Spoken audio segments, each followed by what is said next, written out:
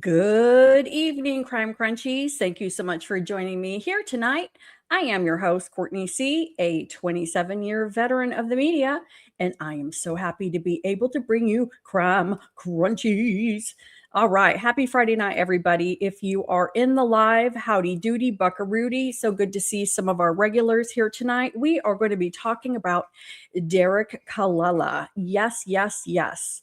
And I'm not sure if everybody tuned into the interview room the other night. Seems to be our regular TV that we dive into together. I'm going to be quickly reviewing the documents presented during the interview room, and then we're going to go into the timeline. And we're going to be looking at the timeline of when everything was happening in those first few days, when ICACs went into Annie's, and also approximately what time Derek sent those texts, because, you know, it all matters. It all matters. So I'm going to go ahead and share my screen.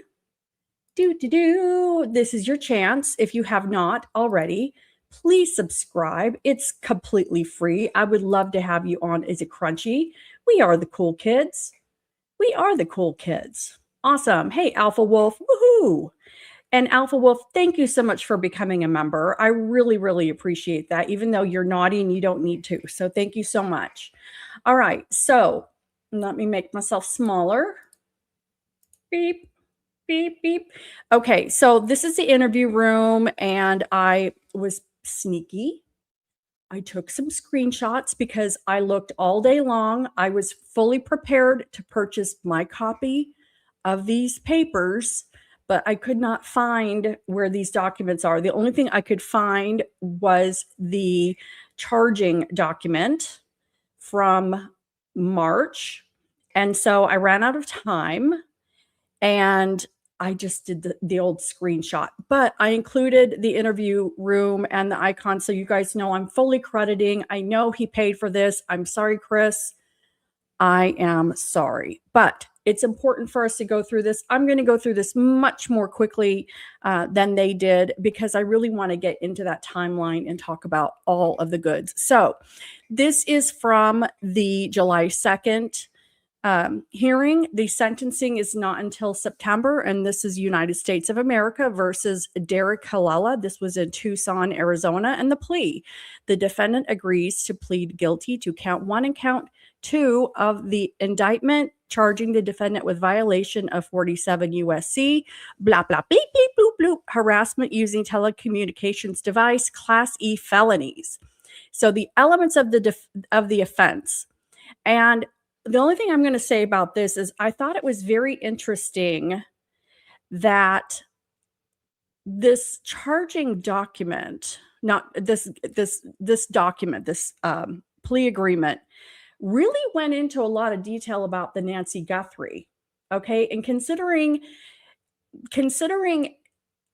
that Derek told law enforcement that he only texted A and T to see if they would respond, and there was nothing at all in that text to do with a ransom, even though we call it a ransom. There was nothing in there to say ransom or quid pro quo or anything. So I'm very interested why the prosecution really went down the road of really including a law on Nancy Guthrie. And here comes Moose. He's walking in the screen here. Moosey, you better be good. Okay, elements of the offense. The elements of the offense to which the defendant is pleading guilty are that defendant in interstate or foreign commerce made a telephone call or utilized a telecommunications device, whether or not conversation or communication ensued without disclosing defendant's identity and with the intent to abuse, threaten, or harass any specific person. All right, let me get the next one. And make sure I have everything here. Make sure they're in order. I'm not sure. Let's see, page 7. Okay. I'm going to read what I've got. Okay. I took screenshots, but I may not have everything, but we're just going to read what I have here. Okay. Defendant agrees that the stipulation set forth under agreements regarding sentence will not be offered if prosecution is reinstituted. Plea addendum. This written plea agreement and any written addenda filed as attachments to this plea agreement contain all the terms and conditions of the plea. Any additional agreements, if any such agreements exist, shall be recorded in a separate document and may be filed with the court under seal. Accordingly, additional agreements, if any, may not be in the public record. And hello, folks. If what Chris was highlighting, this is basically telling us that there very well could be additional documents, addendums, separate documents, anything and everything, all the good stuff, all the juicy juice would be under seal. And we would not have that active, or we would not be able to get that in the public at all, even if I was to steal it again from Chris McDonough, which this is clearly stolen. Okay. I owe him money for this. But if this is just a text to harass people, again, why would there need to be a separate document put under seal? And the fact that it's stating that if there is a separate document, it's telling us that there's a separate document, guys, okay? There's no doubt in my mind that they put all the boring stuff in this one, and then they put all the juice in a second one. They're not going to include this sentence. I mean, Chris said, under no uncertain terms is this prosecution going to put any words in here that are not needed, are erroneous, extra, blah, blah, blah. There's juice. There's juicy juice, goo juice. And this tells me there's a there.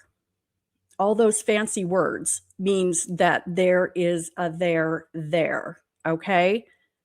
This is not a nothing burger. This is a big old juicy bacon cheeseburger with all the goo. All right. With the big old bun. And here's the thing, I'm going to jump forward because y'all know they didn't just send this guy to detox. It sounds like they sent him to inpatient rehab. Now, you know, unfortunately, most of us have an addicted loved one in our orbit.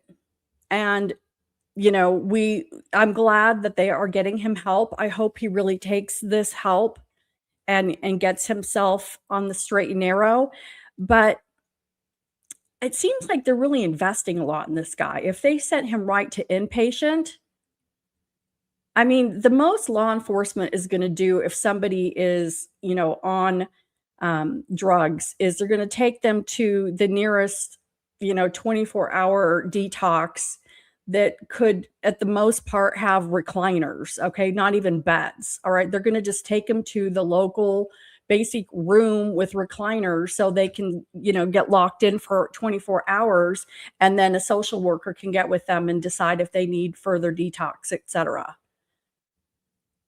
But what this tells me, and I'm pretty sure it's crossed your mind as well, is that they need him clean and sober so that he can be a state's witness. The defense will completely rip him to shreds, and they're going to need him on the stand. And they need him to be clean for probably a good year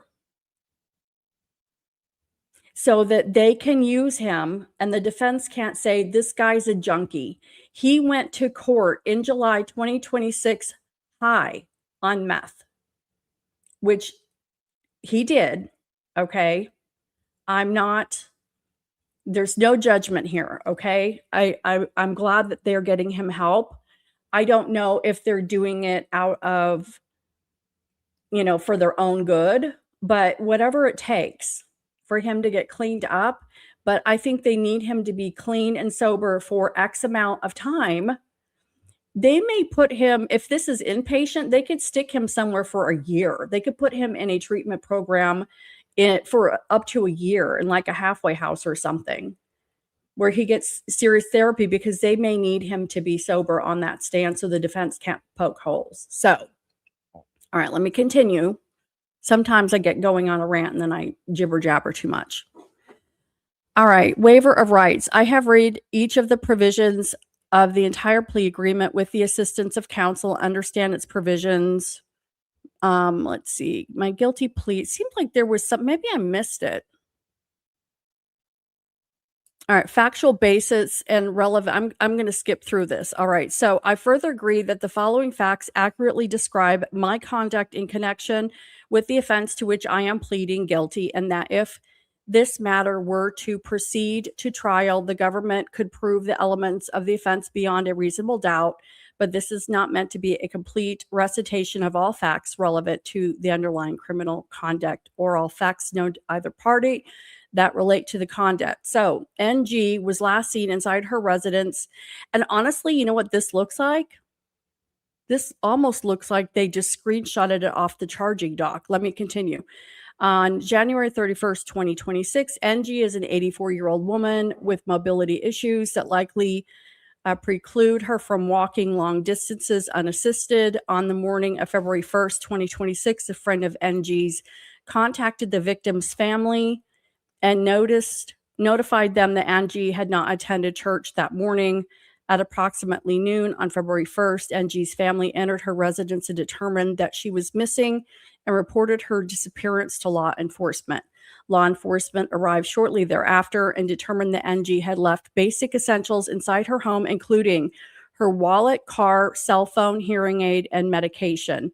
And it was interesting because Chris pointed out that it didn't include like her Apple Watch. And I think he was mentioning that because that was a specific item mentioned in what we believe are the real kidnap ransom notes. Again, I think where they're going with this is that there's a certain amount of staging that went along with this. On February 2nd, 2026, KOLD, a CBS affiliate in Tucson, Arizona, received a ransom demand via their online tip portal. The demand listed a Bitcoin wallet address to receive the ransom payment. This ransom demand was made public. And it's really interesting because I had thought that the demand letter went through the station that Savannah worked at, but apparently this is not the station Savannah worked at. And so that also tells me that this is it's another jab at Savannah, because the ransom note didn't even go through her station and went through a competitor station. And we don't know if maybe there was some angst between the two stations, and maybe this is a station that Savannah was very competitive against. And so there could be meaning behind the ransom note going to KOLD, a CBS affiliate, and not the NBC affiliate in Tucson. And I guess that they were using the online tip portal because we looked at it together a few weeks ago, the TMZ, because it's a very basic form online and it does not capture a lot of information unless, depending on what the web host captures, but it's very basic. And I believe that that's what they used for TMZ as well. So on February 4th, 2026, NG's family published a video asking NG's kidnappers to contact them about their mother. All right, and this is the timeline we're going to look at here in a wee tad. And then I only have one more document to look at. One more stolen document. Okay, that was the same one as that. And that's the same one as that. Okay, so we get the gist. I'm not going to spend too much time on this. Let me look at this last page here. I guess I have one more here. Okay, So let me read this and then we'll be done. On or about February 4th, shortly after the February 2nd, 2026 video was published, AG, the daughter of NG, and TC, AG's husband, each received a text message from phone number blah, blah, blah, the 0552 number stating, again, did you get the Bitcoin? We're waiting on our end for the transaction. Callella sent the text message to AG and TC from California while AG and TC were in Arizona. Law enforcement agents determined that the 0552 number was associated with a voice over internet protocol text and call application that allows users to obtain another phone number for their mobile device. Number was registered to the following email address, derekcallella@gmail.com. I mean, dom. It's my entire name at gmail.com. It's a free Google number. They'll never find me. It just shows again that this guy had, I mean, they weren't being careful at all. I mean, not at all. The records also indicate that the 0552 number had been accessed from the following IP address at approximately 6:02 p.m. on February 4th. Okay, so that's at 6:02 p.m. Keep that in mind when we look at the timeline. 6:02 p.m. looks to be about when he sent the text. Okay, we're going to look at this. After Miranda warnings, Callella admitted to sending the text messages to AG and TC. Defendant did not identify himself on the text messages. He admitted to using the VoIP account from which the actual text messages came from. Callella stated that he pulled family information from a website and that he was following along and watching TV about the NG case. And this is where, I mean, it's kind of funny because they were kind of dissing. Obviously, meth heads aren't going to be sitting around watching TMZ and Instagram and following Savannah Guthrie and just sitting there pulling up websites and filling out kidnap forms and sending and going to truthfinder.com. I mean, truthfinder.com is very expensive. If you want to find people's cell phone numbers, you certainly can, but you're going to pay a lot of money. And I think it was Josh who said, you know, there's not a lot of people on meth who have Truthfinder active accounts, and it's well taken. But also, you know, who has even heard of Annie Guthrie before this? Let alone not, okay, say you heard of Annie Guthrie. Who's ever heard of Tommaso Cioni? No one. And I know we all have been through the Monks video. We had a watch party. It was so much fun. We had footy jammies on. We had popcorn.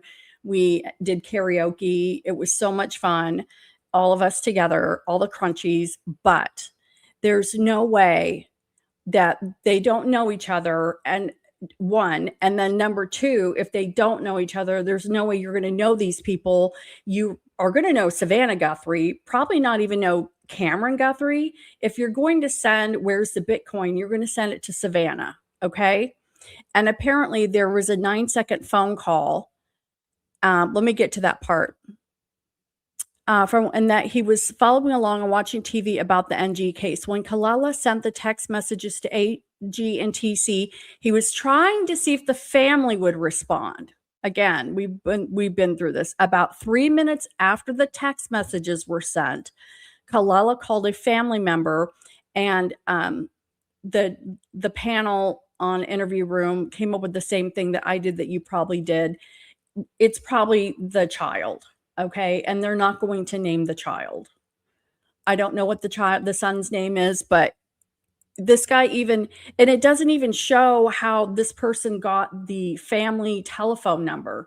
So if this is the child, super creepy that Callella has the kid's phone number, but it is not addressed how Callella got the third phone number. Because it says about 3 minutes after the text messages were sent, Callella called a family member of NG. It's not Annie and it's not Tommaso, because it would state that here. It just says a family member. So he called a family member, but this does not address how he got the family member phone number. It should say minor. But if it's an adult, why not specify that with initials? I don't know. Again, this is speculation. Defendant intended to harass AG and TC. Okay, but doesn't mention he's not harassing the family member, guys. All right, so there's a hole. It specifically says defendant intended to harass AG and TC. Why doesn't it say defendant intended to harass AG, TC, and a family member if it's not the kid?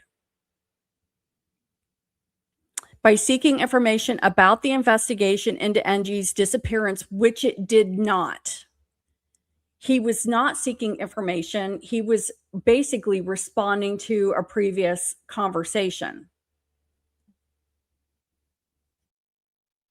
Seeking information about the investigation into NG's disappearance, all while knowing that NG was AG's mother and TC's mother-in-law.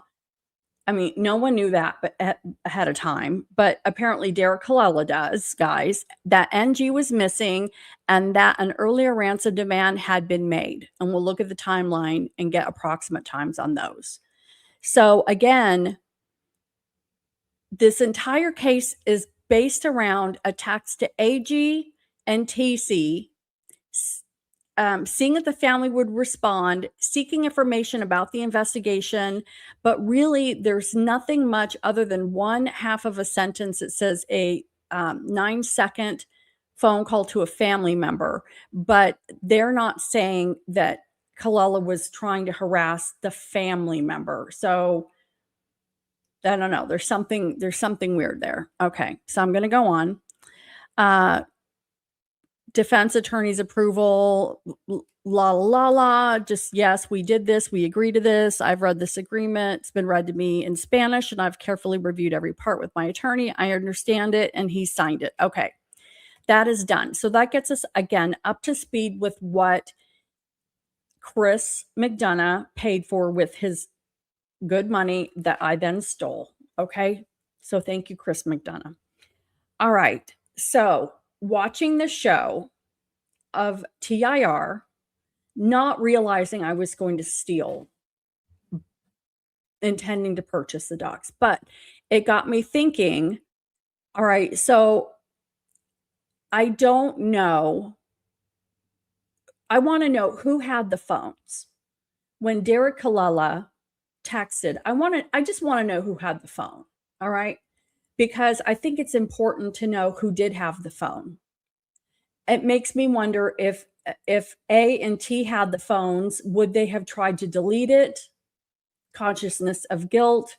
Would they have reported it to law enforcement because it truly was odd and it was scary, because I would be afraid if I got something like that randomly?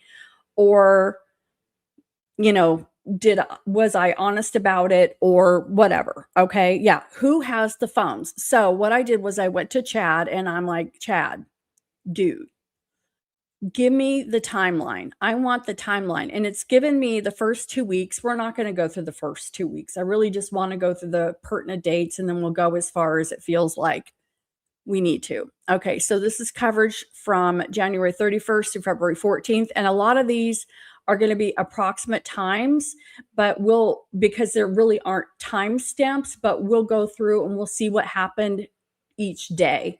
And then we can kind of put things in order. But I think knowing that he texted AG and TC at 6:02 p.m., I think we can put this together and we should have an idea of who had the phones. Okay. So let's go. Saturday, 5:32 p.m. Nancy went to Annie's house. 9:48 p.m. She returned. The garage door went up. The garage door went out, and it's like night. 1:47 a.m. We've got porch guy. 2:12. This guy's still hanging around. I now suspect that this is a hired hand, that Derek Callella got paid 1 Bitcoin to hire porch guy and take Nancy out. Okay. He's there hanging around a long time. I think he had a list of things that he needed to do in order to stage the scene. But the last thing was to get Nancy out. And I also discussed the other night when we went through the scenario of what if this plot had gone off without a hitch. And I feel very strongly that Nancy was never going to walk away from this. Nancy had to be eliminated. Okay. She had to be eliminated. So he's walking around basically for 45 minutes, not a care in the world, looking very cool, calm, and collected. Shrubbery. And then he goes and he takes Nancy. And is the blood on the front porch staged? Could be. Or maybe it's real. Okay. We don't know. It's probably real. But again, I just have to say, and I think a lot of you already agree, that it really doesn't look like a lot of blood if somebody has been, hit to the point where they're not going to survive. Poor Nancy. Exactly. I feel so bad for this woman. And again, I think we all care because if, we all have a Nancy, we all have a mom. And I'll tell you what, I would be looking to the ends of this earth if it was my mom gone. It's horrible. Okay, so the next morning at approximately 11 a.m., the church lady notifies Annie. Annie comes to the house at 11:56. We're just going to go off this timeline. 12:03 p.m., Annie calls 911. We do not have the 911 call. We all want the 911 call. 12:15, patrol shows up, and apparently they're thinking she walked off. They're not responding. And then the day goes on. Cameron comes in town. Savannah comes in town. They've got Senator Mark Kelly on the phone. Then they get Bananos on the phone in the middle of the night. And I'm hoping Bananos is just sleeping in tube socks and his tidy whities. That's what I'm envisioning for Bananos. Okay. Just some old fashioned 80s Fruit of the Loom, tidy whities, and tube socks with the red stripe from like the 70s. That's what I have completely just burning in my mind. Okay. So let's go into Monday, February 2nd. And again, we don't have times, but we've got approximate order of what's happening. And these dates, we're going to go through them, but they're not so important, but we're going to keep them in mind. Okay. Time not publicly released, but Tucson CBS affiliate KOLD receives a ransom demand through its online tip portal. Message included a Bitcoin wallet address. KOLD provided the purported ransom material directly to law enforcement. They didn't do what TMZ did. They didn't go on and say, oh my gosh, look what I've got. Clout. During the day, public reporting increasingly described Nancy's home as a crime scene and quoted Chris Nanos as saying investigators believe she had been taken against her will. This is when they're going into action. Search teams continue working at the Catalina foothills area. They're searching for recordings from the neighbors. Reports emerged that blood had been found outside Nancy's home. And this is when media is just they're just there. Okay, that is February 2nd. We've got a note to Tucson KOLD.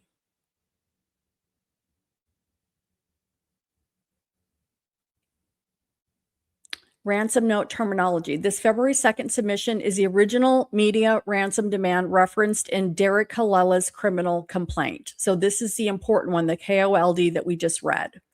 Tuesday, February 3rd, sheriff publicly describes an abduction. This is one of the last times we get to see sexy Chris Nanos at the podium, because very shortly after this, he would be yanked back and begged to shut his pie hole because he's an idiot. Okay, so the daytime, not exact time, although I thought I could look these up, but it's really a lot to look up. So I'm just going with what ChatGPT gave me. So Sheriff Nanos held a public briefing, said Nancy needed to be found quickly because she required medication and could suffer grave consequences. This is the first time we're all going, oh crap, we need to get Nancy. During the briefing, Nanos said evidence at the home indicated Nancy had not simply walked away and that investigators believed she had been taken against her will. During that same day, the existence of a purported multi-million-dollar cryptocurrency ransom demand became widely reported. So the public didn't really know until Tuesday, February 3rd about this ransom. So keep in mind, at this point, Derek Callella does not know. And just like the rest of us, supposedly, that there's no ransom going on until we find out is when Derek Callella is supposed to have found out, okay? He shouldn't know any information that you and I did not find out publicly. He should have no inside information. So during the day, again, no time stamp on this, but authorities acknowledged they were examining ransom-related material but did not authenticate it publicly.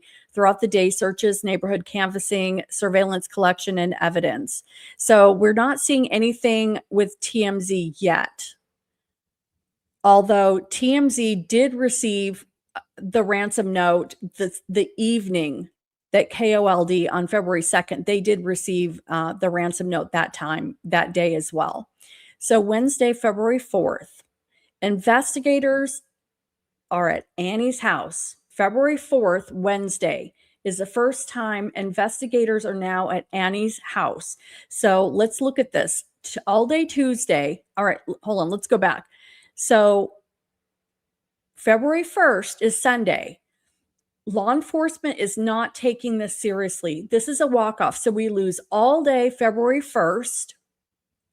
February 2nd is when things start going into gear. February 2nd is when Nanos is starting to hold some press. They're searching. They're not doing a lot, but the note comes in that night. So really, the evening of the 2nd, February 3rd is the first, in my opinion, the first real day where law enforcement is seeing a big picture come together between the note that came in the evening of February 2nd. February 3rd, to me, is the real first day of the investigation. They're searching, they're in the home, and they very quickly, after that February 3rd, that first real day of seeing how serious this is, they immediately go and start the day at Annie's house on February 4th, okay? So something that they saw on the 3rd said, we're going over. They stayed at Nancy's house during all this time, but they pulled an entire team on the 4th, okay? So keep that in mind. This is really the second full day of investigation, and they are at Annie's house. So during the day, Savannah, Annie, and Cameron recorded and published their first joint public video appeal. They acknowledged ransom note reports, said they were prepared to communicate, and requested proof that Nancy was alive. If you guys recall, when they took on Annie's house, we saw and I'm not sure if it was feds or FBI or who it was, but they were carrying in lighting equipment. They had, it looked like camera equipment, okay? And so people, on boots on the ground were saying it looks like they've got lighting, they're going in, they're going to either be doing something, but later on when the video came out, we were tied.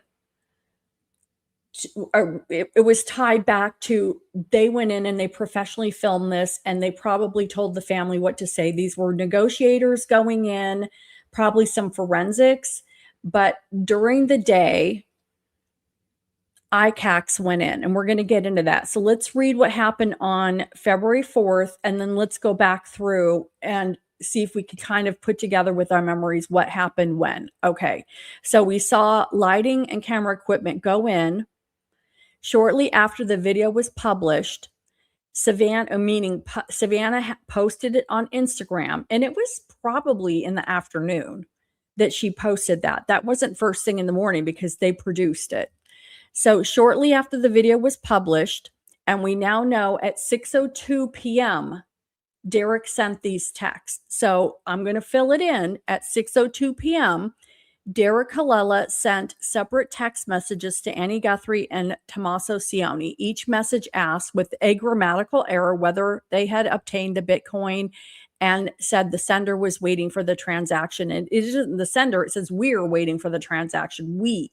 So who's we? Derek, who's we? You and someone else? Who? Is it Porch Guy? Who? Who's waiting for that $60,000? And keeping in mind, Callella had gotten in trouble in 2025, late 2025, for embezzlement of almost $10,000 of unemployment benefits. So 3 minutes after the text, Callella called one member of Nancy's family. The call lasted 9 seconds. And so we know, again, 6:02 p.m. So Wednesday afternoon, now that we have a timestamp, Wednesday afternoon, law enforcement personnel arrived at Annie and Tommaso's residence. Photographs showed an officer wearing an ICAC shirt and carrying equipment believed by media observers to be capable of mobile device extraction.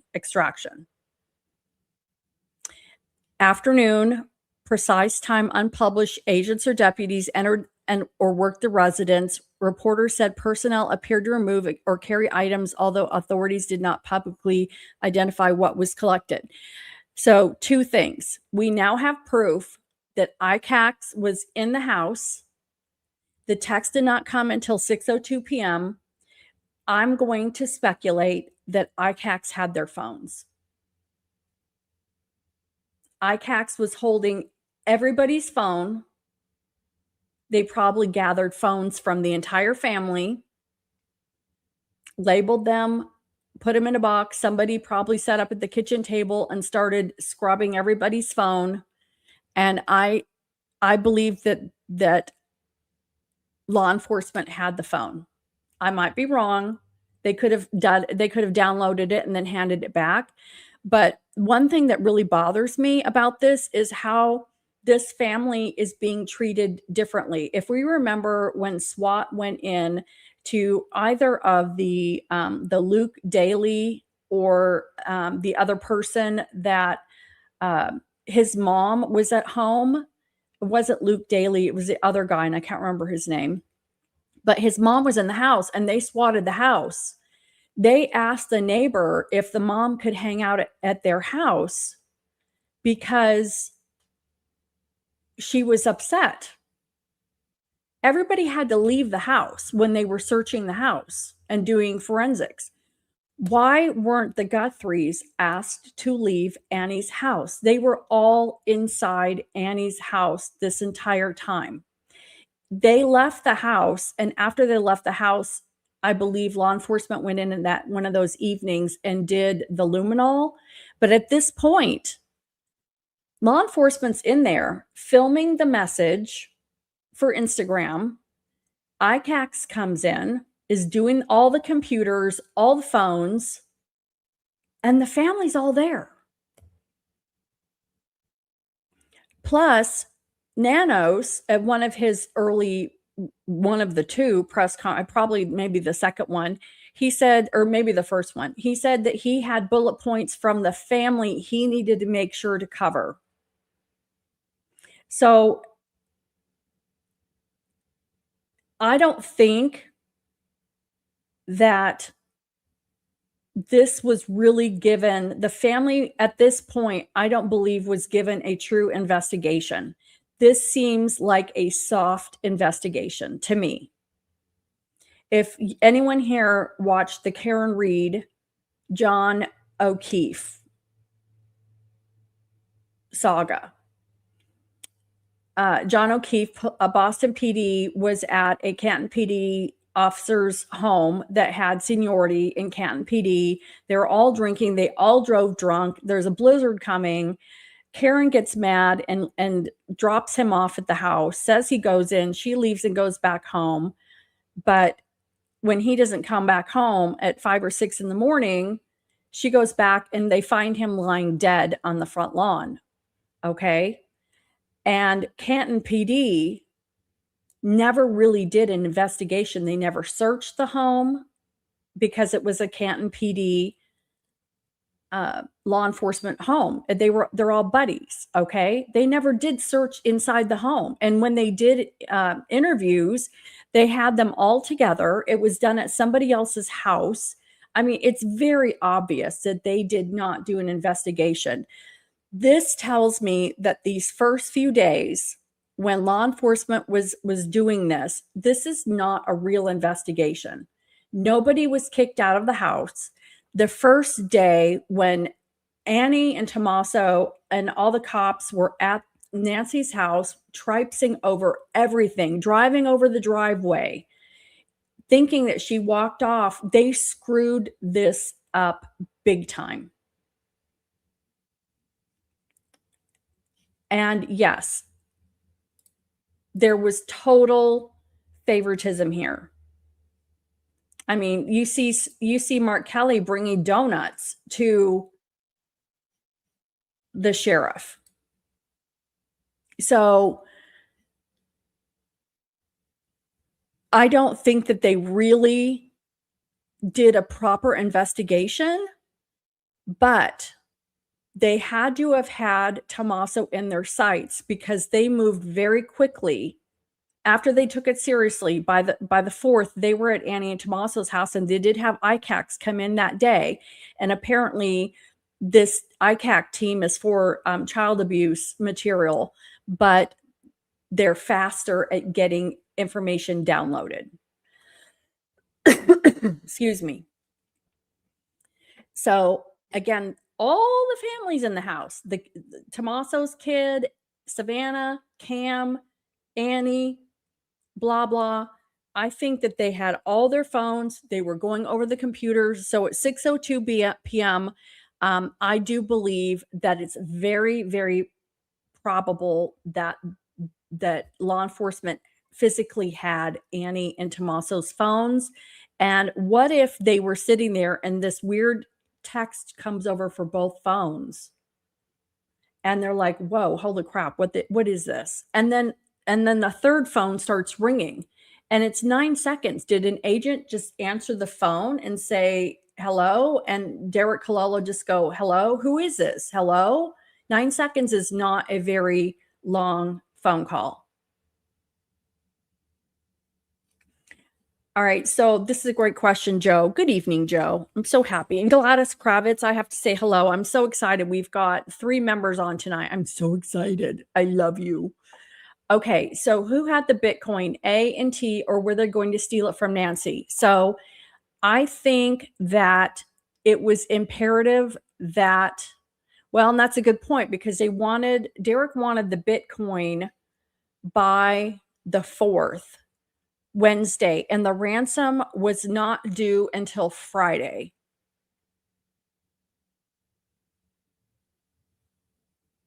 Did they have access? I'm sure they had access to Nancy's account. But that's a really good point, Joe, because I had thought originally that if they hired DC, then it would make sense that once they got the ransom Bitcoin of 4 million, that's when they would pay him back. But maybe he needed the money fast. Could be. And maybe they said, don't worry, we can get the money out of another account. I don't know. And that does kind of put a hole in that.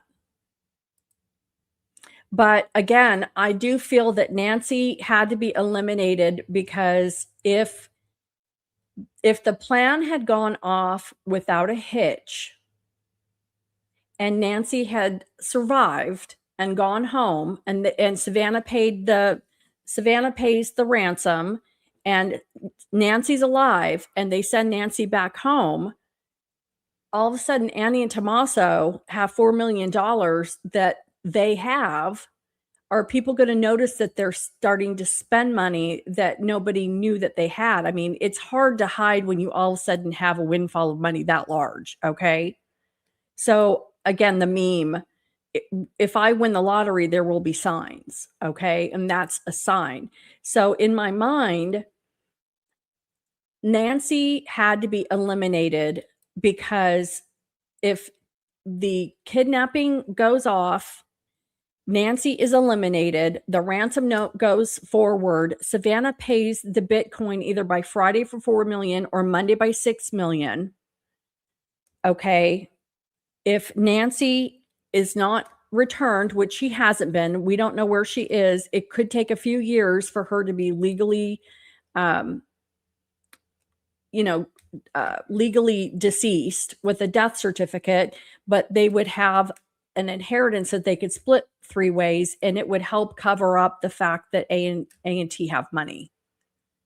If they've got $400,000 to $500,000, which could be a third of a potential amount of liquidating everything, then it's not going to be so weird that they have money if there is an inheritance. So in my opinion, Nancy had to be eliminated for the scenario to really work to help cover up that they have money. Plus, it also gives Annie back her freedom. She stuck it to her sister. She's now not having to take care of her mom, and she's got some money and some security, because that's could be part of the whole resentment behind this whole thing is everybody, Cameron and Savannah, are out living up. They've got tons of money. Their lives are wonderful. I don't have shit. I'm here. I'm paycheck to paycheck. Thanks for buying me a house. And I wanted to address that. Let's say Savannah bought her home, which I would think that's a good deal. They should buy Annie and Tommaso that house because she's taking care of Nancy. So let's say Savannah did pay for Annie and Tommaso's house. How long does that shiny object and novelty, how long does it take for that to wear off and somebody to feel resentment again? You know, if you're just bitter, you might be cool for a while, but then, you hear all the good things that are happening, and freedom, it's hard to put a price on your freedom, right? Your independence. They're not free. They're not independent. They still have all the crap work. All right, J-Dub. Yeah, hit the like button, everybody. Please, everybody, hit the like button. Woohoo! We're going to do the wave. Woo! Everybody do the wave. Let me know if you're doing the wave. Woo! Hit the like button. Thanks so much, J-Dub. It's a break for us to just kind of, because I get worked up sometimes. But yeah, so if Savannah bought the house for Annie and Tommaso, least she could do. I mean, I'm serious. Least, honestly, if Annie and Tommaso are taking care of their mom, buying that house, that's cheap. It's expensive to hire in-home care or to put mom in assisted living. Wave. Someone said they put out an obituary. Interesting. We need to find that. Well, see, that's the first step in having somebody legally declared dead. I think you have to have a legal notice. An obituary is a legal notice. So they're working to have her declared dead, which is sad. I don't put this lightly. They need to get her declared dead so they can take care of her estate. And this would go along. And again, I want to be very clear for anybody thinking, I mean, this is all speculation. I'm not accusing anyone of everything. Nobody's been charged with anything. It's just this whole Derek Callella thing coming up, especially with those papers. And it's saying that if there's, an addendum or additional documents, they would be put under seal. And again, there's no world where somebody's texting, did you get the Bitcoin? We're waiting for the transaction. on February 4th, it's just, I don't know. Again, coincidences happen, but statistically, Dr. Brucato says statistically, somebody this old, it's going to be family. It's going to be family. She had to be eliminated. She's, I'm sure that Annie loved her, but Annie got the short-ended stick, guys. Annie got the crap job. Thanks for buying me a $700,000 house, sis. Thank you so much. This is going to make it so much easier for us because now we don't have a house payment. We've got property taxes, but thanks, sis. Thanks for being so generous. Hug, air kiss, air kiss. But that high only lasts for so long. When you're back over taking care of mom, and I mentioned the scenario before that Annie may not be involved in this at all. It seems like she is because Derek texted her and Tommaso. But there is a scenario where Annie doesn't know what this is going on. If Tommaso has control of the situation, if Annie is a submissive personality, it seems like they've been married for a long time. And I did pull Tommaso's background. So let me get back to the timeline. But this is the main thing I wanted to identify is if the text from Derek did not come in till 6:02 p.m., it's very probable that ICACs had those phones, and Annie and Tommaso, if they had seen those texts come in, they could have tried to delete them. They would have been pooping blue Smurf poops. It would have been terrifying. And how were those phones turned back over to them? Were they taken into separate rooms and questioned at that time? Hey, who is this? Do you know this number? Why would somebody be texting you? Where's the Bitcoin? Because that's the next little wormhole I want to go down is what does that conversation look like? We went down the wormhole of what would have happened if the plan went exactly the way it was meant to be. And by the way, the plan going the way it was supposed to be is Savannah was going to pay that ransom, $4 million on Friday or $6 million on Monday. That's what was supposed to have happened. They could have borrowed $68,000 or $60,000 from Nancy's account to pay Derek and then just put it back in. Maybe no one would even have known. Maybe A&T are that naive that they thought that they could have just moved some money around, and when the Bitcoin, they could have just put it back. But I don't think that any of their really cool planning, their really smart criminal planning, included the feds telling Savannah not to pay the ransom. Oops. Oopsie doopsie. Did their plan include them not getting having the phones in their control, and then Derek sending over a text from a Google VoIP number that's directly tied to Derek's Callella at gmail.com? He gets the Idiot of the Year award, the Darwin Award. So if ICACs has the phones and somebody's downloading it, and all of a sudden, jeep, at the same time, Eric or I just had a brain fart.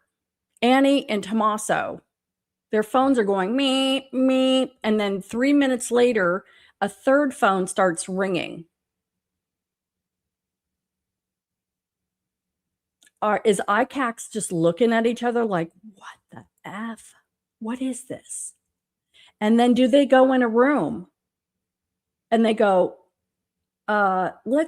we need to separate these guys, because until now, The Guthries have had the white glove treatment. They're all still in the house. They're probably all hanging out in the kitchen making sandwiches with the crust cut off in little force for all the law enforcement going through the house. And then these texts come in.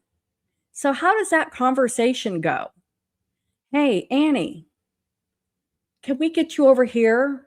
Tommaso, can we see you in this room? Annie, here's your phone. Thanks for letting us take it. But you know what? Something weird just happened. What is this text? Do you recognize this number?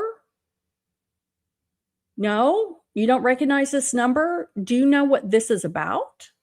No, you don't know what this is about? In the other room, Tommaso, do you recognize this number? No. But what if they had that number saved on their cell phones? All we know is text came in at 6:02 p.m. How do we know that it isn't a text thread that was saved as DC and that there were past texts? Maybe not. I mean, probably not, because if that was the case, then they probably would have gotten hauled in. But what else was on their phone that ICACs could see? Had A and T deleted all of that in that text thread, so it was a new number coming up on their cell phone?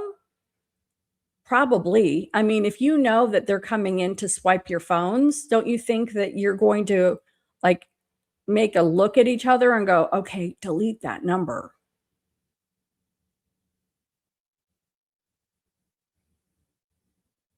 I mean, that's the very least they could have done, is at least delete that conversation. And then when they find out that Derek, I mean, if there's a connection,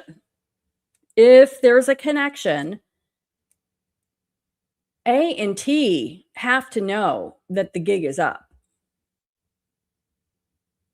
If there's a connection, they have to know the gig is up. At what point, if there is a connection, at what point do they come clean? I mean, are they in Italy right now vacationing? Shanna on X actually has, I'll pull it up. Actually, somebody's in Italy and has a picture of Tommaso's brother in Italy.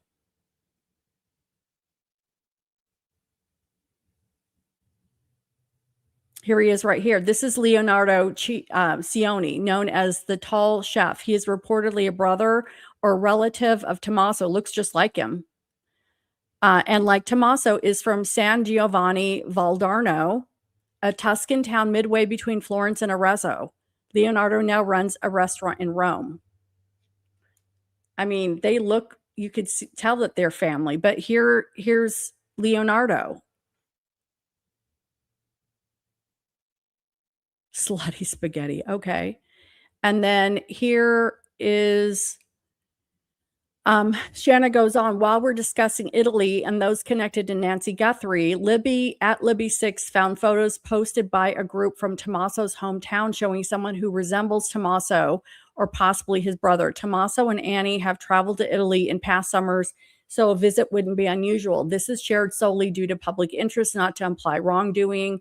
Of course, Tommaso and Annie were the last known people to see Nancy Guthrie alive. So here is somebody that maybe, and that kind of looks like Annie in the upper right-hand corner.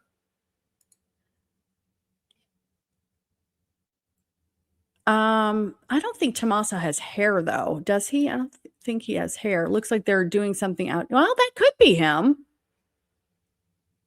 And people have guessed that they were on vacation. I mean, maybe. Again, this is all speculation.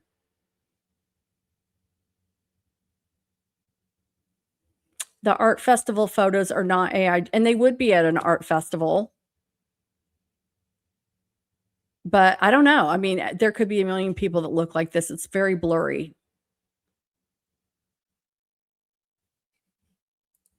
So how does that conversation go, though?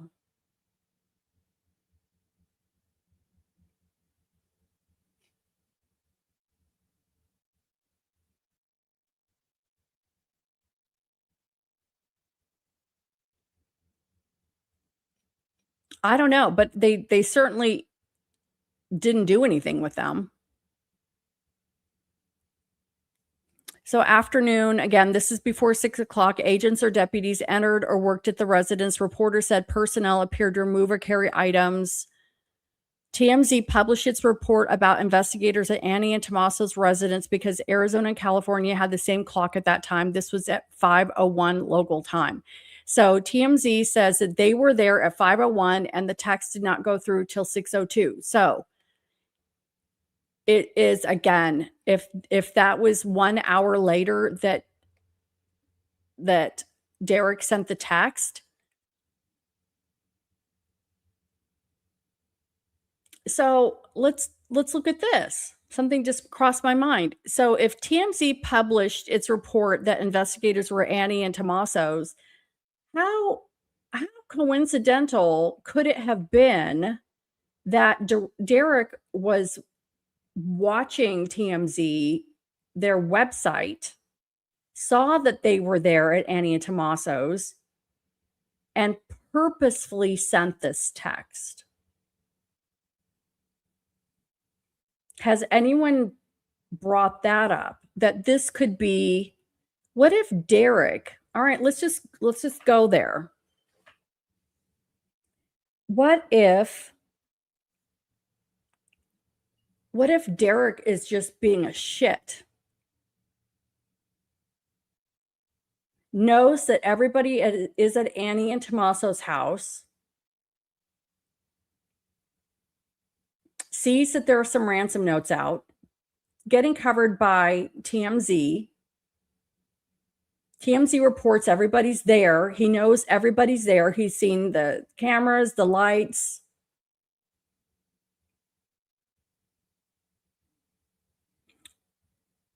I mean, maybe it is an opportunity, just an opportunity to insert yourself. Seriously.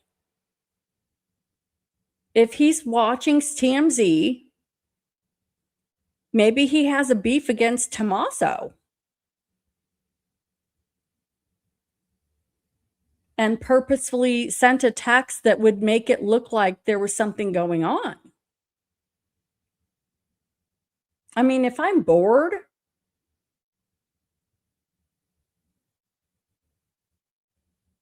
what do you guys think of that? Is there a possibility that Callella did just send the text just because he knew the cops were there?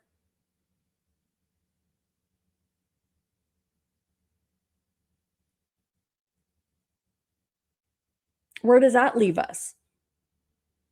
But Maureen O'Connell said if they get Porch Guy, the whole thing opens up, and then she jumped on the panel with TIR, and TIR is only talking about the family at this time. I mean, Derek sounds like the perfect guy to go to if you needed a henchman, right? And you're right. It couldn't be that simple, right?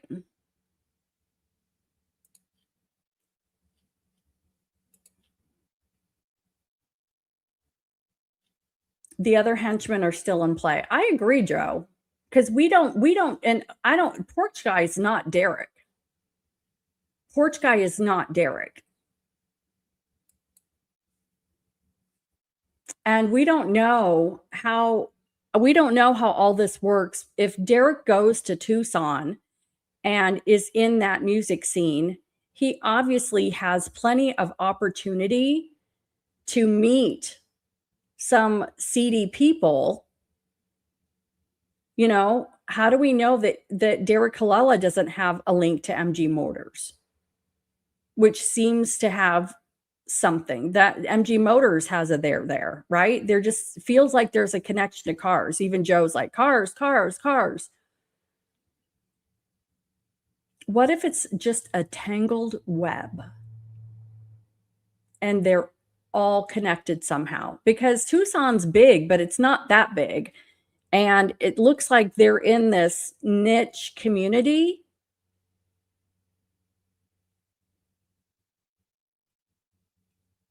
And if you've got people who are into drugs, buy drugs, sell drugs, need money, do crimes, have a criminal record, which they all do, we don't know how or if Derek is somehow connected to these guys at MG Motors. I mean, let's think about that. Let's go down this made up rabbit hole. We know Derek has been to Tucson. Hi, Elaine. Hi, Crunchies and chat. Hello. But how about if Porch Mask Guy escaped with Nancy real far from Tucson to I mean, that's very possible. It could have taken her to California. But here's the thing. We know Derek Callella has been to Tucson probably multiple times because there's a very niche, dark, metal, satanic music scene. Creepy. Okay? They all go back and forth and club and play gigs. So how do we know who goes to those things?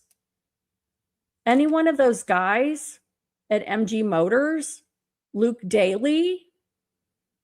How do we know that they don't go to those clubs? And if we have a satanic ritual night, the next night, maybe it's just heavy metal, or maybe another night they have Mexican groups or something, Spanish speaking groups.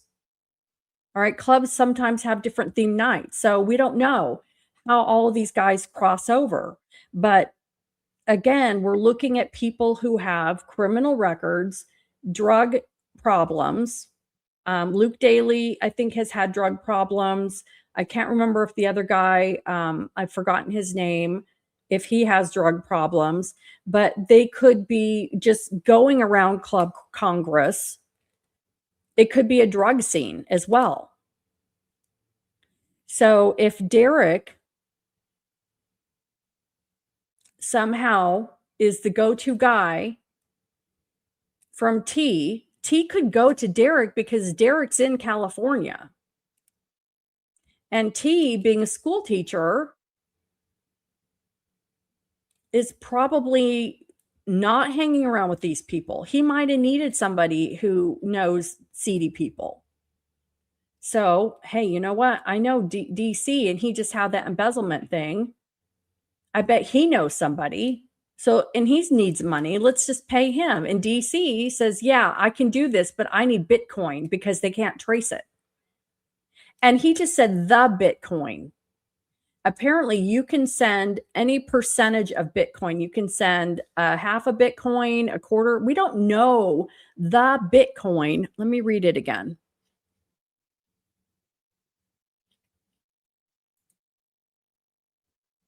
Let me see if I can find that. Talk amongst yourselves.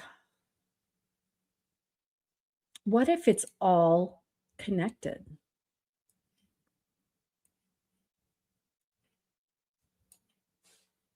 We're waiting on our end for the transaction. Did you get the Bitcoin? So if I don't know Bitcoin. I'm too old fashioned. If I'm saying, did you get the Bitcoin? What if it's a half a Bitcoin or 33%, 40% of a Bitcoin? Am I going to say, did you get the 40% of a Bitcoin? Or am I just going to say, did you get the Bitcoin? Because Bitcoin is Bitcoin. It doesn't have to be a whole Bitcoin. What if the Bitcoin What if it's 10 grand? What if it's 10 grand or 15 grand? Enough for Derek to pay for an attorney, or he probably has a court appointed attorney. Let's be real. I'm sure he doesn't pay for, but you know what? Maybe he just wanted 15 grand. That pays the 10 grand back. I've got a court appointed attorney, and then I've got 5 after. It's all good. Bada boom.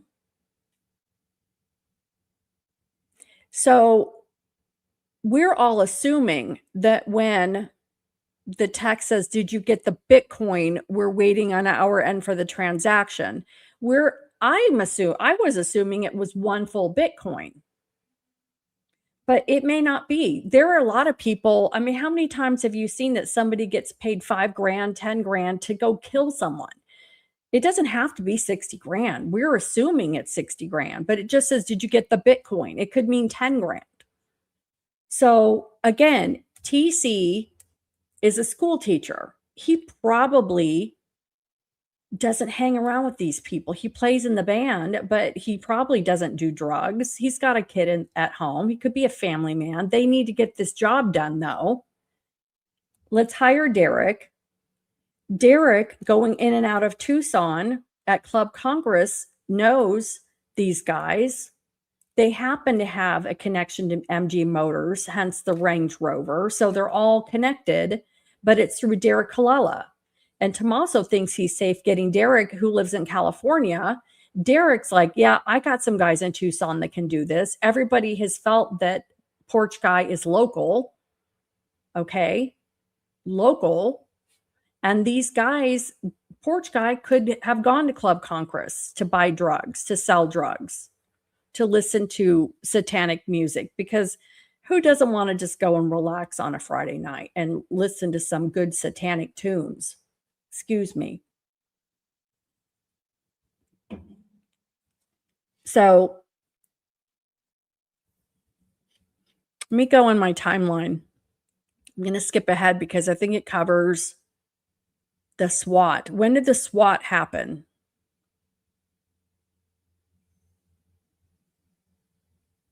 Okay, masked individual footage released. February 10th was the day, creepy day, creepy video. Rio Rico happened on February 10th. So we know February 4th, Derek Callella gets on their radar. When was Derek Callella arrested?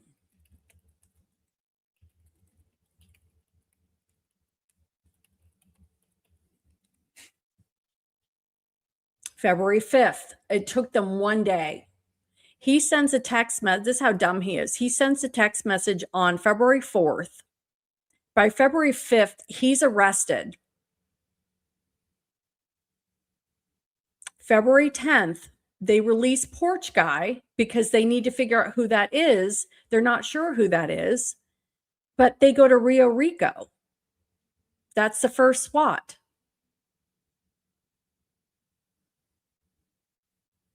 And you know what? If they've got Derek arrested February 5th, he admitted pretty quickly to sending the texts. How do we know he wasn't singing like a canary at that point? Because he knows he needs a deal. He's screwed. He's got embezzlement in California, and now he's got kidnapping/murder. I'm not going down for that. I'm not going down for that. I'll give you harassment via telecommunications device. I will do that. I will take that deal. You give me harassment, but you take off kidnapping and murder, or murder for hire. I'll tell you whatever the hell you want to hear. You want it? I'll give you names. I got names. Gives them the name down in Rio Rico. Remember, there wasn't anything found there, but we don't know. How do we know? Derek could have sent them here. And then from here, when was Luke Daly?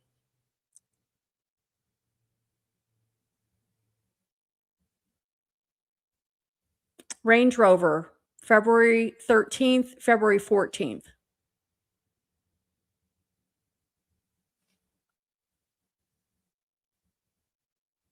Law enforcement sealed a road approximately 2 miles from Nancy's residence Friday evening, February 13th. So between February 10th and February 13th, that's 8 days from Callella being arrested. You don't think that this is all connected? And Callella would have been easily given Nancy's address. And January 11th, Porch Guy did a recon on January 11th. And we mentioned Annie is Wiccan.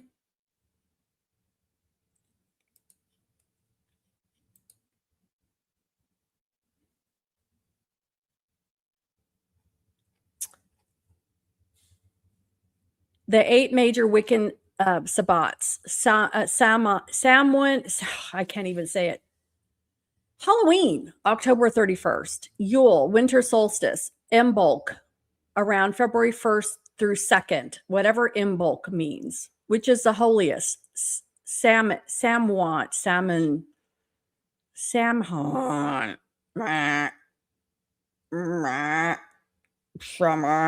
I can't read that. Full moon rituals.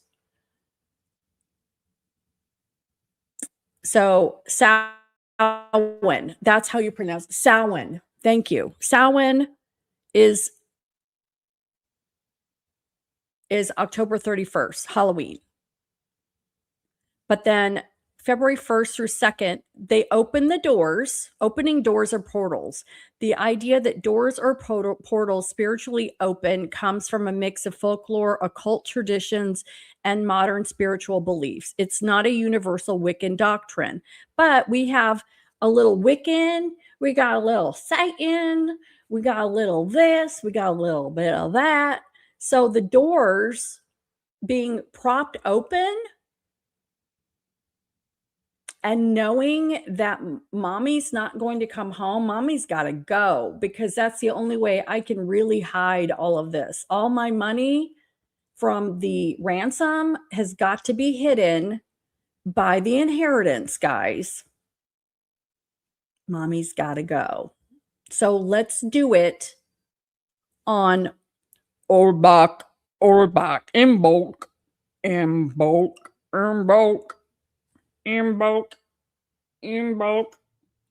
we're going to open the doors.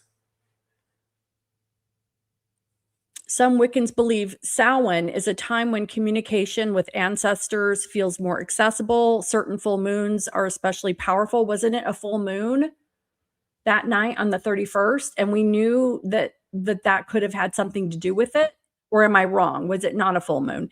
Eclipses and rare celestial events may symbolize times of transformation. These beliefs are generally symbolic or spiritual rather than claims that literal supernatural portals open. Is January 31st a Wiccan holiday? Not usually. Come on, Chad. Give me the juice. Give me something. Make something up.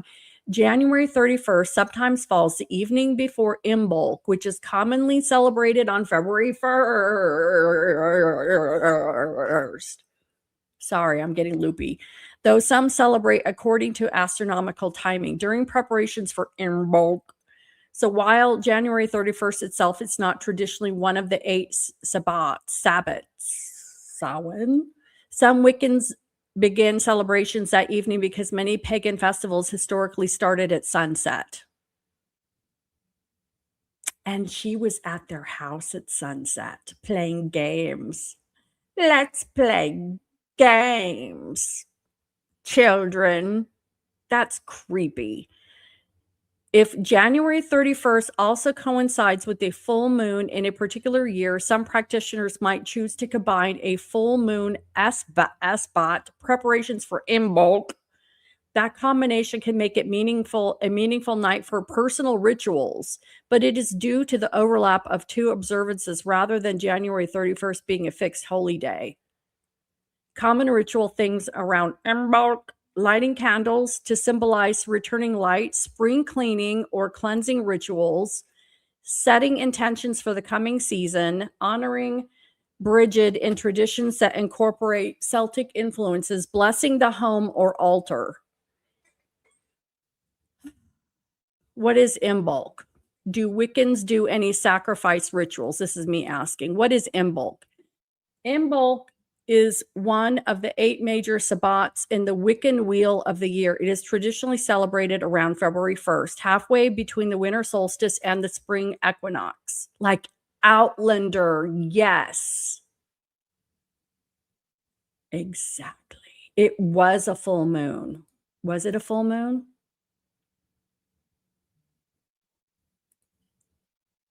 Can someone check and double check? Because Elaine is saying it was a full moon. Can you guys triple check that?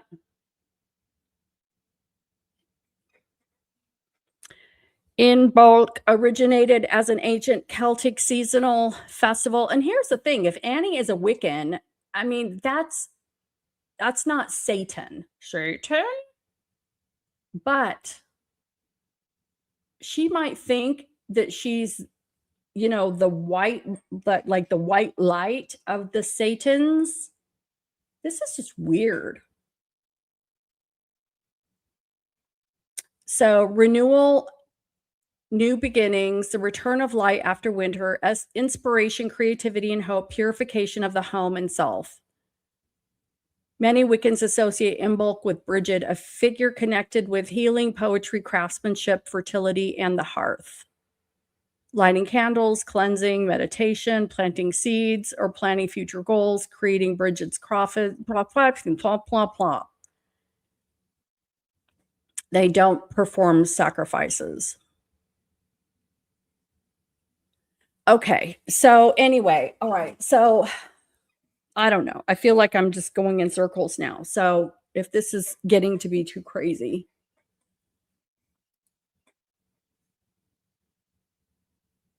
It was a supermoon.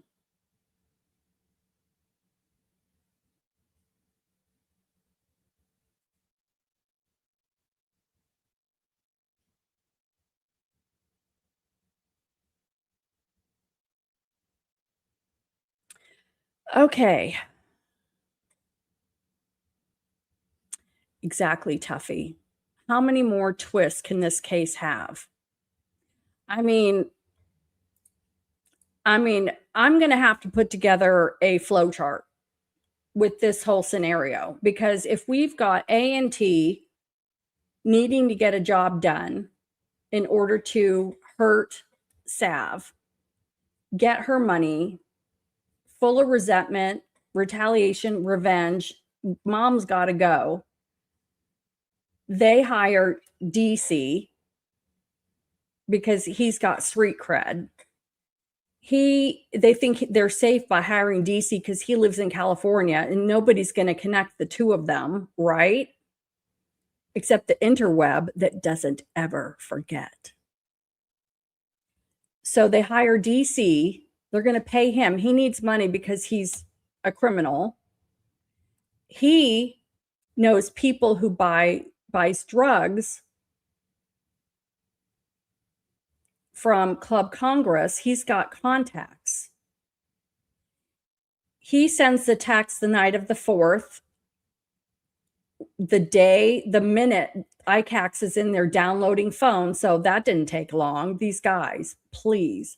The next day, Derek's arrested. It took them minus 2 hours to find him. He's arrested on the 5th. He starts singing, "Give me a deal. I will take a felony. Give me harassment by telecommunications. Take kidnapping, murder for hire off. I will give you everyone." By the 10th, they're in Rio Rico. We don't know what they found in Rio Rico. By the 13th, they're at Culver's eating a butter burger with Range Rover and MG Motors. And they put a tarp over the back of that Range Rover that looked creepy, like there was a body inside. So now they've got Luke Daly and MG Motors, because MG Motors love Satan and drugs. That could be the connection to Porch Guy, who was really hired to get Nancy, stage some stuff, get the shrubbery open the doors for in bulk, do a ceremony, get rid of Nancy. Everybody gets a little bit of money. The Bitcoin screws the whole thing up to begin with. And then the feds tell Savannah not to pay the ransom, not the finger hut payment plan on Friday for $4 million or Monday for $6 million. Don't pay it. They are screwed. So now we're just waiting for some DNA to come back to link Porch Guy and put one of those creeps inside Nancy's house. Derek has secret hidden documents for his court case. They've shuttled him off to inpatient rehab because, Derek, we need you clean for when we put these guys into the clink. Because the defense is going to say Derek is just high. He knew the cops were there because TMZ said the cops were there, and he sent that text was just a joke. Our people don't have anything to do with this. So I just solved the crime, everybody. I want my $1.2 million reward. I want the reward. I just solved it. I saved America.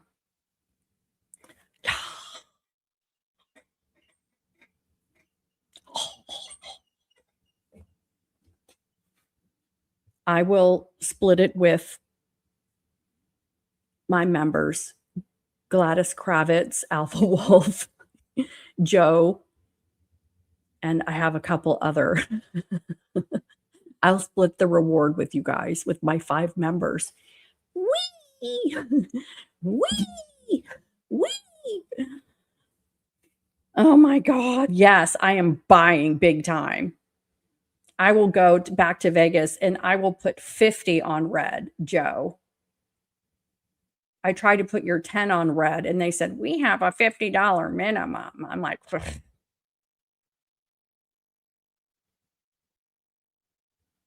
Could be anything. Woo! All right. I think I'm gonna put together some more documents and I'm going to come back with something less messy than all of this. But you guys, what if we just solved Nancy Guthrie? If we just solved Nancy Guthrie, I want to meet at the Dollywood out in Sevierville, Tennessee at the grist mill. We all need to meet at Dollywood at the grist mill and go ride a roller coaster together, okay? Oh my gosh, let's do it. I'm serious. That was exhausting.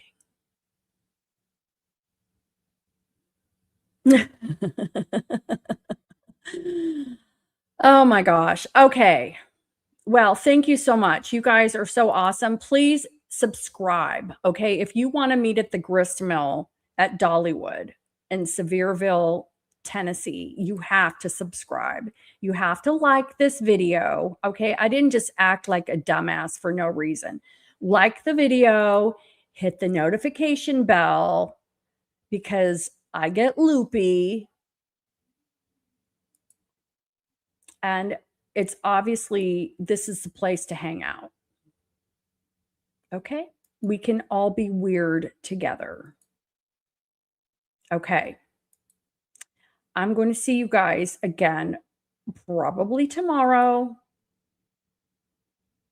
I will see if any of this makes any sense. I will read your comments. I will see if I can go down more rabbit holes. Okay? I hope you all have a wonderful evening. Thank you, crunchies. Crunch, crunch, crunch, crunch. Have a wonderful evening, okay? And I will catch you on the flip side. Toodaloo. Boop, boop.